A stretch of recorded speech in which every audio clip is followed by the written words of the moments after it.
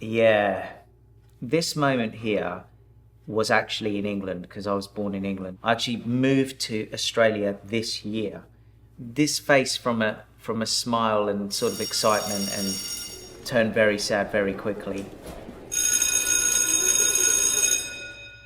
When you're a kid with dark hair, dark eyes, strong English accent, much bigger nose than the kids around you, I was an outcast like you wouldn't believe. I mean, I couldn't have stuck out more.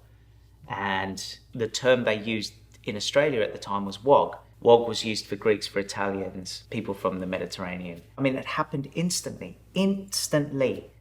In our neighbourhood where we moved into, you'd walk down the street and they go, "G'day, you wog." Like, that's how it was. I remember a kid asking me what I liked and I said, football. And they said, "What do you mean football, like American football?" And I said, "No, football."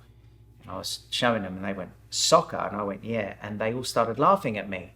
And I'll never forget this. That day I got beaten up because I liked a sport called soccer, which apparently was a girls' sport. And I remember a day at school, at my primary school, I remember these kids tied me up to a fence and they took turns in throwing stones and trying to see who's going to hit me in the head, And they were laughing and calling me a greasy wog. And I mean, it was horrific. I was really, really scared. I was petrified.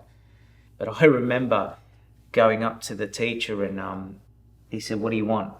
And I said, "I'm going to be in your class next year." And he said, "Yeah, I've never had a greasy wog in my class. Greasy wogs don't do well in my class. You're going to sit up the back, right?" Now, instantly, I knew then I was finished. I had the kids at school picking on me, the teachers picking on me. Imagine being in this place that's got the sunshine, got the beach, got everything you can imagine, but you're at school and no one wants to talk to you. No one wants to associate themselves with you. I got to about 13, still suffered the bullying quite a bit. But for some reason, I had this passion for music. It was the only thing I could do was listen to music and it would make me feel incredible. And I knew by the time I got to 13 and the bullying was continuing, I had a vision, and that vision at 13 was, I'm going to be on stage one day and I'm going to be performing. It was the only thing that made me feel comfortable because I didn't get on really with kids at the school. I was picked on.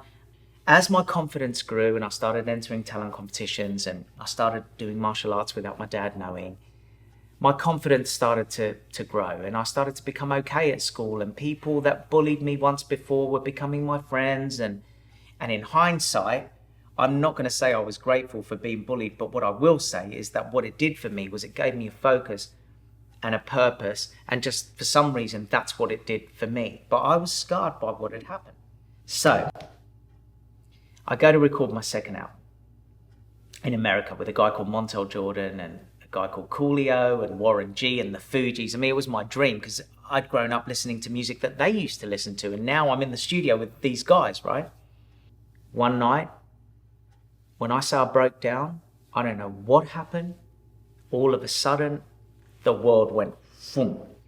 That was my first panic attack, which I didn't know yet until a few months later. Of course, it all stems back from when I was younger, and it stems back from the racism at school. And then obviously the accumulation of all of that together I'd buried it. When things had gone well, I'd just gone, "Oh, well, I'm fine now." Well, did I ever contemplate ending it? Yeah. In that period of time, yeah. Bullying is a horrible thing. It really is horrible. On every level. Unfortunately, it happens. It's been going on for generations. You're not alone. We're at a time now where you can actually tell people anonymously, which is a huge thing that we never had, where you can go and make a phone call and be anonymous and report something. We didn't have that. I want you guys to use the tools that you've got. You can beat this. It's not easy. It's not overnight. But it can happen, and it does happen. Having anti-bullying ambassadors is a huge step forward, because knowing that you've got someone you can talk to that's impartial that's not part of the gang, that's not part of someone that can turn on you, is such a huge thing.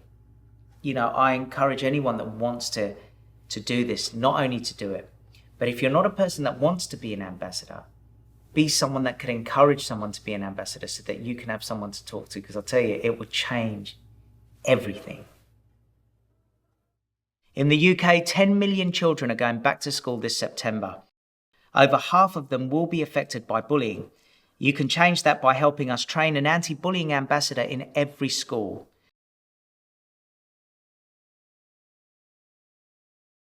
Head to backtoschool.antibullyingpro.com to find out more.